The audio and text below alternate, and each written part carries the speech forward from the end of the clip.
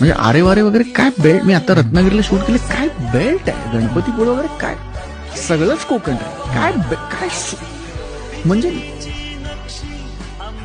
मी कोकणात मला रडू कोसळलं आनंदाने की काय आहे हे, किती सुंदर आहे सगळं. म्हणजे मी आरे वारेला ते शूट करत होतो आणि तो असा टर्न अँड डिग्री वरती जाता आणि ते तुम्हाला अख्खा बीच दिसतो.